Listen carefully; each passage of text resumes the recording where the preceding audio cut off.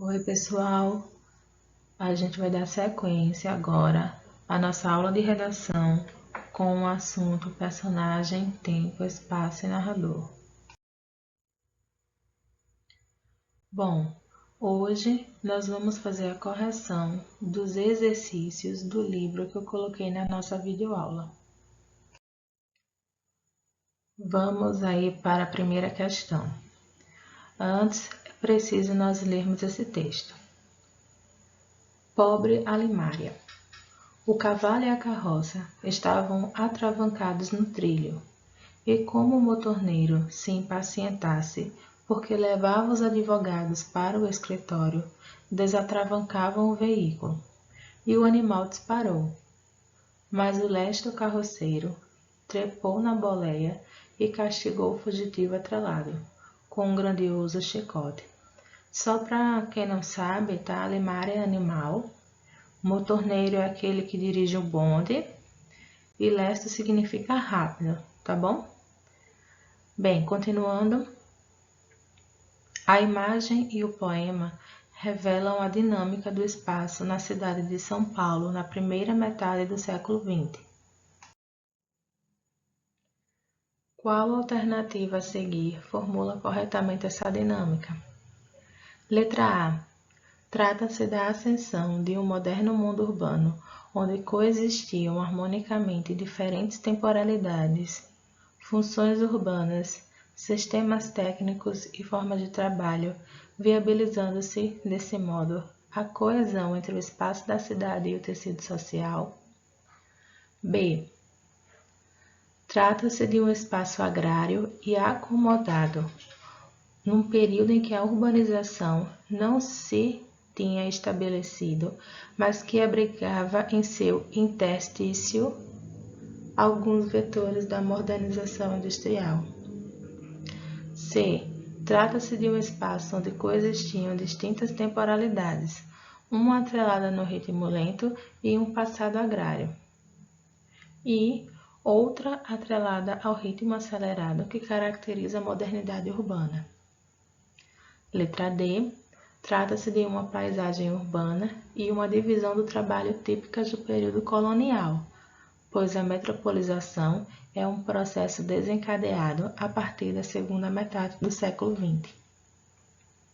Bom, galera, a resposta para essa alternativa aí, para essa questão, é a letra C. Trata-se de um espaço onde coexistiam, ou seja, onde existiam simultaneamente distintas temporalidades, uma atrelada ao ritmo lento e um passado agrário, e outra atrelada ao ritmo acelerado que caracteriza a modernidade urbana, né?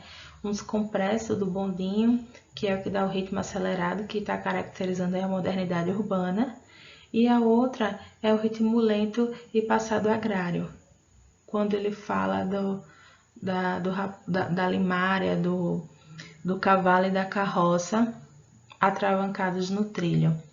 Né? São Paulo estava no processo de urbanização, mas a sociedade ainda estava presa às raízes rurais, ok?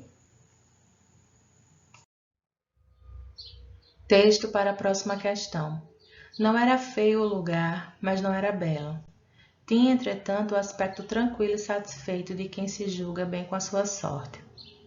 A casa erguia-se sobre um socal, com uma espécie de degrau, formando a subida para a maior altura de uma pequena colina que lhe corria nos fundos. Em frente, por entre os bambus da cerca, olhava ao longe. Um regato de águas paradas e sujas cortava paralelamente a testada da casa. Mais adiante, o trem passava vincando a planície com a fita clara de sua linha campinada. 2. Com relação ao tempo narrativo, nota-se que a utilização do pretérito imperfeito A. Aproxima o material narrado do universo contemporâneo do leitor. B. Confere ao texto um caráter dual que oscila entre o lírico e o metafórico. C. Faz com que o tempo da narrativa se distancie até certo ponto do tempo do leitor. Ou D. Torna o texto mais denso de significação na medida em que institui lacunas temporais. Galera, para a gente responder essa questão, a gente precisa saber de uma coisa. Existem dois tempos verbais que são muito comuns nos textos narrativos. É o presente e o pretérito imperfeito. Mas eles, quando são usados, eles têm significados diferentes. Quando nós utilizamos o presente, ele é chamado de presente histórico, porque ele narra fatos do passado, fatos que foram ocorridos. É como se o narrador ele voltasse ao momento dos acontecimentos e contasse o que ele estivesse presenciando ali naquele momento, o que ele estivesse presenciando ali exatamente naquela cena. E isso acaba gerando uma aproximação do leitor com o texto narrativo. Já o pretérito imperfeito, não, o pretérito imperfeito ele não causa essa aproximação. Ele causa exatamente o distanciamento do leitor para o texto narrativo, tá? Então, diante dessas informações, a resposta correta para essa questão é a letra C. Faz com que o tempo da narrativa se distancie até certo ponto do tempo do leitor. É isso que acontece quando nós utilizamos o pretérito perfeito em um texto narrativo. Vamos aí fazer a leitura de mais um texto para podermos responder a próxima questão. O Charme de Madureira, Bailes Swingados na Terra do Samba, por João Carvalho. Faltavam poucos minutos para as 8h30 da noite de uma segunda-feira, em julho, quando umas 3 dezenas de pessoas caminharam apressadas para baixo do viaduto. Prefeito Negrão de Lima, em Madureira, no subúrbio carioca.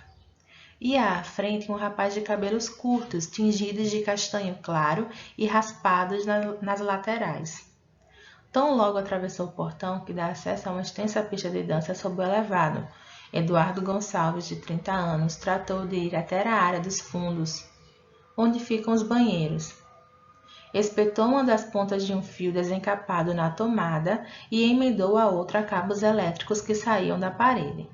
Estava ligada à caixa de som que, conectada a um celular, embalaria mais uma oficina de charme do viaduto de Madureira. Ao notar que a instalação improvisada por Gonçalves fora bem-sucedida, Lucas Leiroz não perdeu tempo. O baixinho de 18 anos, com piercing no nariz e a cabeça coberta por um boné de tamanho exagerado, organizou os alunos da turma de iniciantes em pequenas fileiras. Vamos lá para a questão. Os textos são produzidos, entre outras características, de acordo com sua finalidade discursiva. Sobre o excerto de O Charme de Madureira, é possível afirmar corretamente que os fatos são descaracterizados devido à perceptível falta de experiência do narrador. B. A sequência de ações ocorre em tempo psicológico por se tratar de um tempo de ficção. C. A posição do narrador em relação aos fatos é de quem os está julgando negativamente. D. O uso de verbos no pretérito perfeito ocorre por tratar-se de uma transposição de discurso. Letra E. O predomínio dos verbos em terceira pessoa coloca o narrador como observador das ações. Gente, muito fácil essa, né? Resposta aí, ó. Letra E. O predomínio dos verbos em terceira pessoa. Aí vocês podem estar se perguntando, verbos na terceira pessoa? Sim, quando ele começa, faltavam poucos minutos, caminharam apressados. Aí tem uma parte que ele fala assim, que um rapaz de cabelos curtos, tingidos, aí tananã, tananã, logo atravessou o portão, tratou de ir até a área dos fundos, espetou uma das pontas, emendou. Todos esses verbos estão na terceira pessoa. E nós vimos, quando nós estávamos falando em foco narrativo e narrador, que quando os verbos eles estão na terceira pessoa, né, o foco narrativo está em terceira pessoa, é porque o narrador ele é observador. Tá? Ele pode ser observador onisciente. Nesse caso aí, ele é um narrador observador. Então, a resposta correta da questão 3, letra E. Tá, pessoal? Então, por hoje é só e até a próxima.